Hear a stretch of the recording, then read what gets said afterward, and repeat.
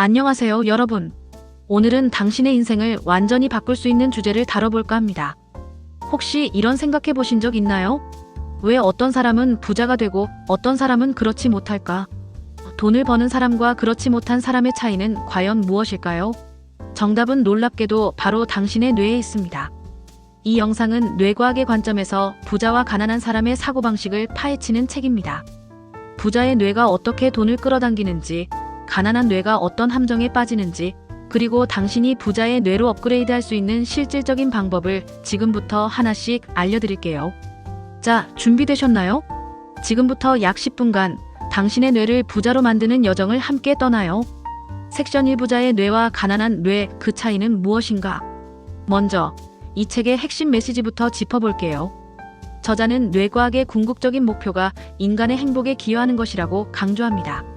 그리고 돈과 행복의 관계는 바로 우리의 뇌가 어떻게 작동하느냐에 달려있다고 해요. 부자의 뇌와 가난한 뇌는 돈을 대하는 태도에서 극명한 차이를 보입니다. 부자의 뇌는 돈을 불리는 데 집중합니다. 경제, 금융, 자기계발 서적을 탐독하며 돈을 만들어내는 구조를 끊임없이 연구하죠. 가난한 뇌는 반대로 돈을 쓰는 데만 몰두합니다. 눈앞의 소비에만 집착하며 미래를 위한 투자를 소홀히 하죠. 그렇다면 부자의 뇌와 가난한 뇌는 구체적으로 어떤 특징을 가질까요? 하나씩 살펴볼게요. 부자의 뇌 특징. 먼저 넓은 인간관계입니다. 부자들은 사람들과의 네트워크를 소중히 여깁니다. 다양한 사람들과 교류하며 기회를 창출하죠. 다음은 미래를 위한 투자입니다. 돈을 아끼지 않고 교육, 건강, 자기개발에 투자합니다. 왕성한 호기심도 해당합니다. 새로운 분야에 도전하고 모르는 게 있으면 솔직히 질문합니다. 실천력도 볼 수 있는데 다른 사람의 조언을 듣고 바로 행동으로 옮깁니다. 수용성은 다른 사람의 장점을 빠르게 배우고 받아들입니다. 편견 없는 사고도 볼 수 있는데 고정관념에 얽매이지 않고 유연하게 생각하죠. 도전 정신은 일단 해보자 라는 마인드로 과감히 행동합니다. 명확한 목표도 필요합니다. 꿈과 목표가 뚜렷하고 이를 위해 꾸준히 노력합니다. 건강관리도 아침형 인간이 많고 운동과 식단으로 건강을 유지합니다. 다음은 가난한 뇌 특징입니다. 먼저 좁은 인간관계입니다. 급할 때 도움을 청할 친구나 지인이 거의 없습니다. 수동적 태도도 들 수 있는데 다른 사람의 의견에 휩쓸리고 항상 피해망상에 사로잡힙니다. 받는 것만 생각합니다. 즉 주는 것보다 받는 데만 집중하죠. 부정적 언어도 가난한 사람의 특징입니다. 자주 말하는 단어를 보면 하지만 그래도 어차피 같은 말을 입버릇처럼 사용합니다. 불평불만을 자주 합니다. 정신 차려보면 늘 불평만 하고 있어요. 미루는 습관도 포함됩니다. 하기 싫은 일을 계속 미룹니다. 단기적 이익 추구도 해당되는데 눈앞에 작은 이익만 쫓습니다. 목표 부재도 해당하는데 꿈이나 목표가 없어 방향성을 잃죠. 중요한 건강 소홀도 해당합니다. 몸 관리에 신경 쓰지 않고 늘 피곤함을 느낍니다. 이 차이를 보니 어떤 생각이 드시나요? 부자의 뇌는 단순히 돈을 많이 가진 사람의 뇌가 아니라 돈을 만들어내는 사고방식을 가진 뇌라는 걸 알 수 있죠. 섹션 2 소비와 명품, 부자와 가난한 뇌의 차이. 다음으로 부자와 가난한 뇌가 소비를 어떻게 다르게 바라보는지 알아볼게요. 특히 명품에 대한 태도는 이 차이를 극명하게 보여줍니다. 가난한 뇌를 가진 사람은 명품을 통해 자신의 가치를 증명하려고 해요. 명품을 사는 건 단순한 물건 구매가 아니라 돈을 쓰는 나라는 우월감과 자존감을 과시하는 수단이죠. 하지만 이런 소비는 일시적인 만족감만 줄 뿐 장기적인 부로 이어지지 않아요. 반면 부자의 뇌는 다릅니다. 부자들은 쇼핑으로 스트레스를 해소하거나 우월감을 느끼기 위해 돈을 쓰지 않습니다. 그들은 돈을 쓸 때 미래를 예측하고 낭비를 최소화하면서도 필요한 순간에는 과감히 투자하죠. 비유하자면 부자는 수도꼭지를 콸콸 틀 때도 있지만 필요할 때는 한 방울도 새지 않게 꽉 잠급니다. 부자의 가장 큰 특권은 바로 선택의 자유입니다. 그들은 돈을 통해 다양한 기회를 열고 원하는 삶을 설계할 수 있죠. 예를 들어 인류 셰프들은 한 곳에 머무르지 않고 여러 레스토랑에서 기술과 노하우를 쌓습니다. 이 과정에서 배운 모든 경험은 결국 새로운 부로 이어지는 자산이 되는 거예요. 섹션 3점과 점을 연결하는 부자의 사고. 부자들이 성공하는 또 다른 비결은 점과 점을 연결하는 능력입니다. 이게 무슨 뜻일까요? 비즈니스의 성공은 다양한 아이디어와 기회를 연결하는 데 달려 있어요. 부자들은 평소 다양한 일에 안테나를 세우고 유연한 사고로 세상을 바라봅니다. 대표적인 사례가 바로 스티브 잡스예요.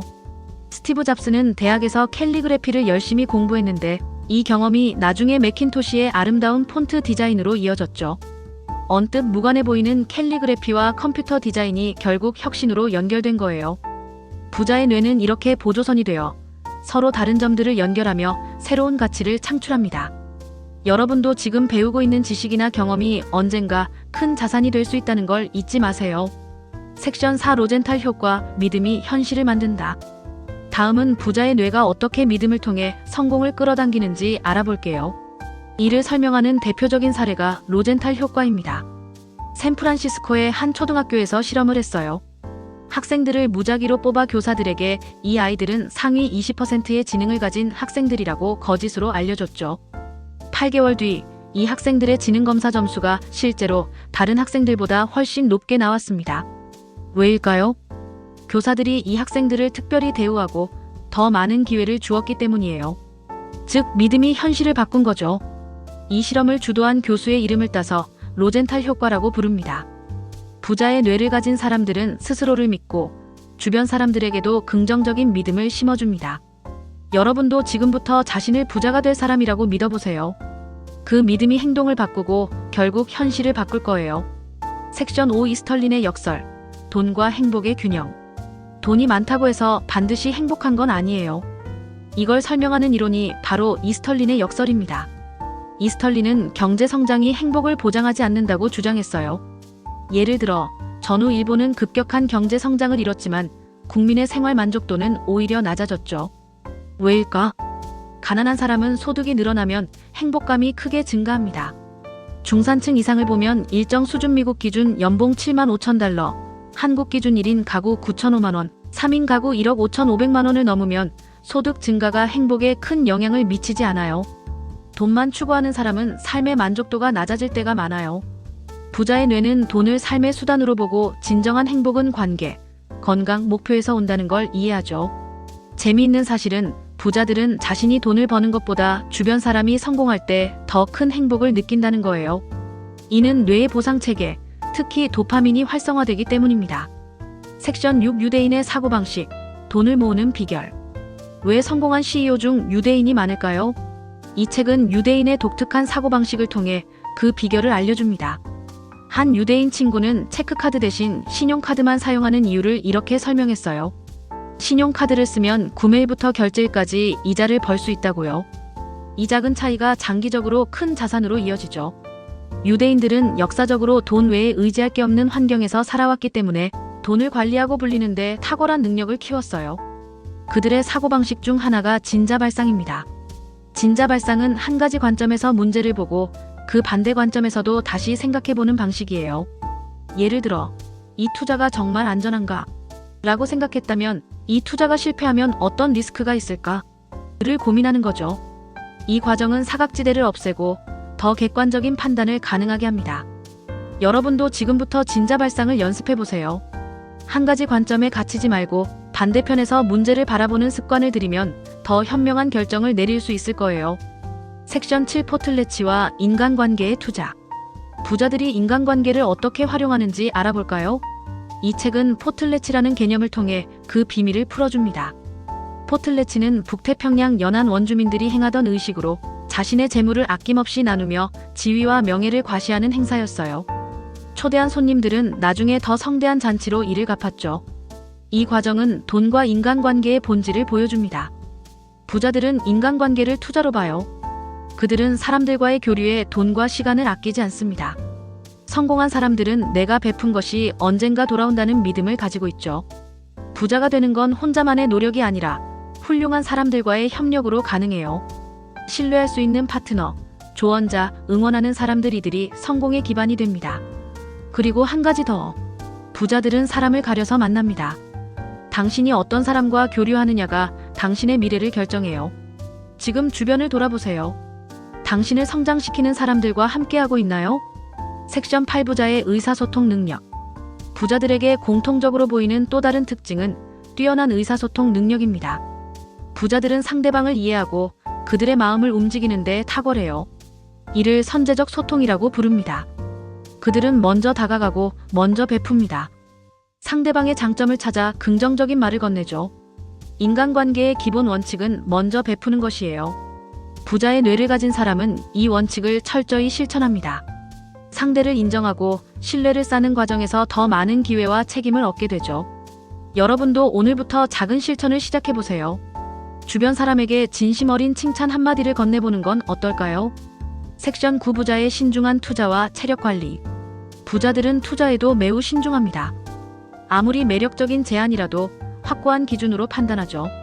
그들은 위험 요소 평가 능력이 뛰어나 수입과 지출을 철저히 관리합니다. 또한 늘 선택지를 하나 더 가지고 있어요. 예를 들어 현재 직업 외에 다른 커리어 옵션을 고민하거나 부업으로 추가 수입원을 확보하죠. 특히 부자들은 체력을 중요하게 여깁니다. 미국 경제분석가 토머스 콜리의 연구에 따르면 부자의 76%는 매일 30분 이상 운동하지만 가난한 사람의 87%는 운동을 전혀 하지 않는다고 해요. 운동은 단순히 몸을 건강하게 만드는 데 그치지 않아요.